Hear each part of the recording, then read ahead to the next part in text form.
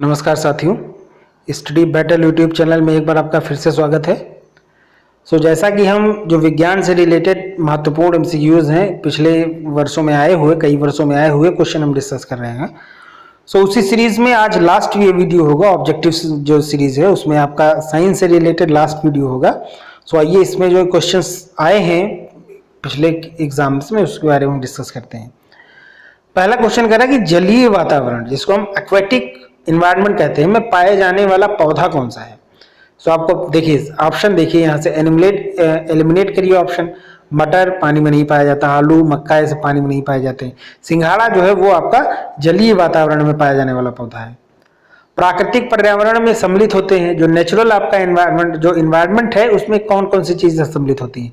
प्राकृतिक पर्यावरण, सांस्कृतिक पर्यावरण एवं दोनों या इनमें से कोई नहीं।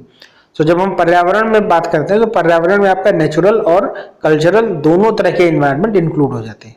ओके, क्योंकि वो किसी न किसी फॉर्म में मनुष्य उनको इम्पैक्ट करता है एंड जो प्राकृतिक पर्यावरण है वो भी किसी न किसी फॉर्म में मनुष्य को इम्पैक्ट करता है। ओके, जल वाष्प के द्रव में बदलने को क्रिया को क्या कहते हैं। देखिए, जो जल की वाष्प होती है जिसको हम वाटर वेपर कहते हैं, उसको द्रव में बदलने की जो प्रोसेस है उस प्रोसेस को कंडेंसेशन या संघनन कहा जाता है। ओके, जल वाष्प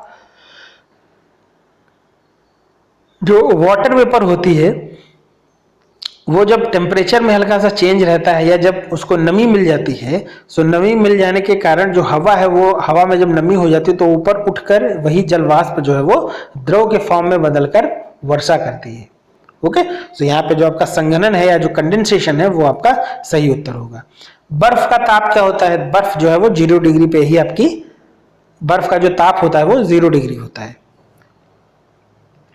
नेक्स्ट कह रहा है ऊष्मा स्थानांतरण की विकिरण विधि में क्या होता है। ऊष्मा स्थानांतरण जो हीट ट्रांसफर है या हीट ट्रांसफर है उसकी जो रेडिएशन मेथड है उसमें आपको बताना है। उससे 4 ऑप्शन जो दिए हुए हैं कि माध्यम आवश्यक होता है, वायु आवश्यक होती है, माध्यम आवश्यक नहीं है या ठोस आवश्यक है। जो ऊष्मा स्थानांतरण की विकिरण विधि है उसमें किसी मीडियम की जरूरत नहीं होती है। ओके, यहाँ पे जो कॉन्ट्राडिक्ट दिया है कि माध्यम आवश्यक है या माध्यम आवश्यक नहीं है, माध्यम जो उसकी नेसेसिटी या उसकी आवश्यकता नहीं होती है। द्रव में ऊष्मा का संचरण होता है। जो लिक्विड्स हैं उसमें जो हीट का संचरण है वो कैसे होता है। उसमें हीट का संचरण जो है वो चालन द्वारा, विकिरण द्वारा जिसको हम रेडिएशन कहते हैं, चालन कंडक्शन द्वारा या संवहन कन्वेक्शन के द्वारा या इनमें से कोई नहीं। द्रवों में जो ऊष्मा का संचरण होता है वो आपका संवहन या कन्वेक्शन के द्वारा होता है। ओके, काफी इंपॉर्टेंट है आपके लिए ये क्वेश्चन, काफी इंपॉर्टेंट है आपके लिए जो आए हुए हैं। ऊष्मीय ऊर्जा का मात्रक क्या है। जो हीट एनर्जी है उसका मात्रक जो है वो कैलोरी है। ओके, डिग्री सेल्सियस तो केवल एक सिंपल ताप का मात्रक होता है। विशिष्ट ऊष्मा का मात्रक आपको बताना है। जो स्पेसिफिक हीट होती है उसका मात्रक आपको बताना है। ओके, स्पेसिफिक हीट का जो मात्रक है उसको हम जूल प्रति किलोग्राम डिग्री सेल्सियस कहते हैं।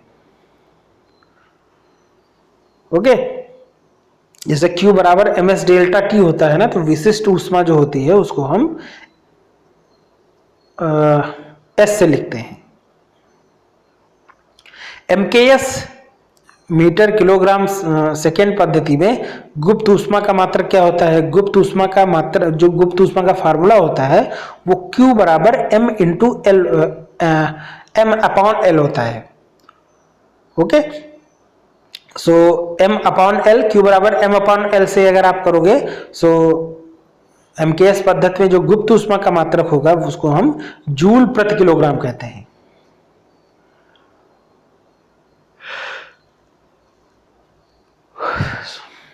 नेक्स्ट कह रहा है कि कमरे के ताप पर वाष्प दाब जिसको हम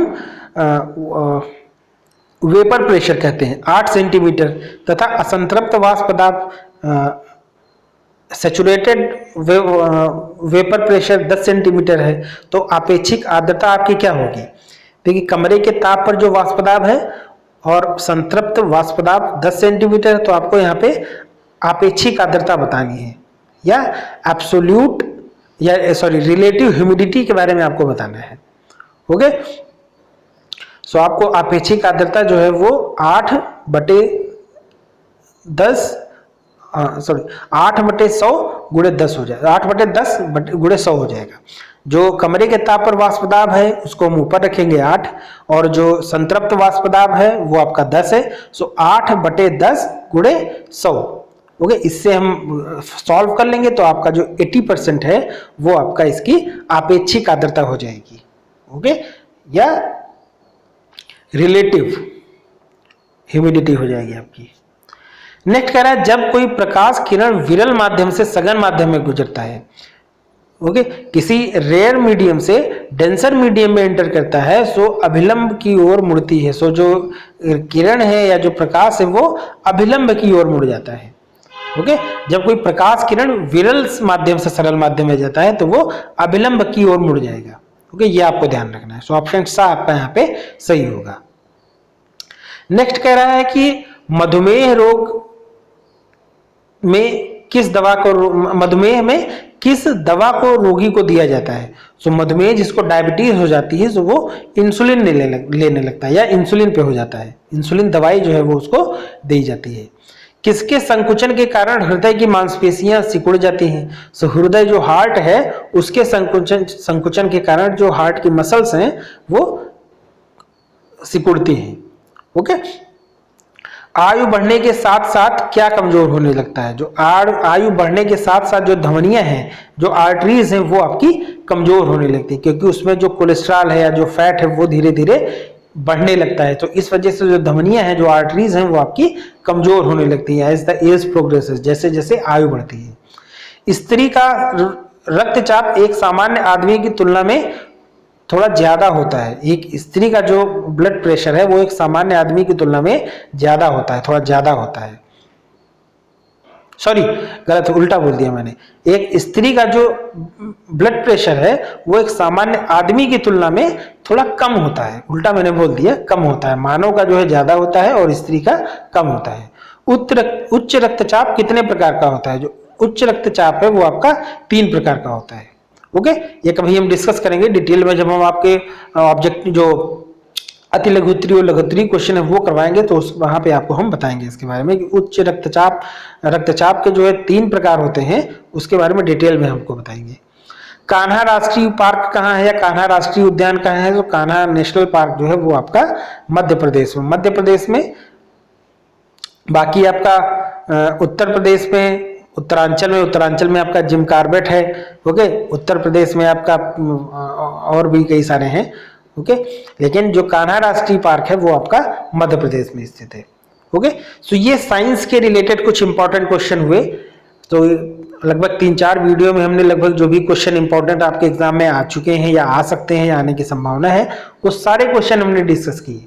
अब अगर आप इन वीडियोस को एक बार रिवाइज कर लोगे अच्छे से तो आई थिंक कि आपका एग्जाम में कोई भी क्वेश्चन गलत नहीं होगा, यहाँ से आपका क्वेश्चन गलत नहीं होगा।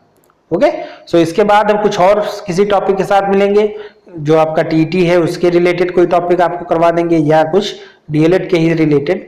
अब देखिए, अगर डीएलएड 3rd सेमेस्टर प्रमोट हो रहा है, ऐसा अगर कोई ऑफिशियल इन्फॉर्मेशन आती है तो फिर हम 4th सेमेस्टर की भी आपकी जो क्लासेज हैं, जो ऑनलाइन जो क्लासेस, रिकॉर्डेड क्लासेस हैं, वो हम आपके लिए प्रोवाइड करा देंगे।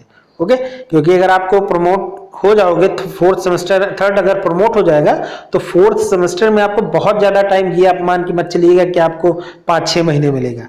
बहुत ज्यादा टाइम भी अगर आपको मिलेगा तो 2 या 3 महीने ही मिलेगा, इससे ज्यादा आपको टाइम नहीं मिलेगा। ओके, सो जैसे ही आप कोई ऑफिशियल इंफॉर्मेशन आती है कि 3rd सेमेस्टर प्रमोट होता है, सो हम आपका 4th सेमेस्टर भी करा देंगे। वरना अगर 3rd सेमेस्टर के जब क्लासेस कंप्लीट हो जाएंगी सो हम 4th तो ऑटोमेटिकली स्टार्ट कर देंगे। Okay, thank you.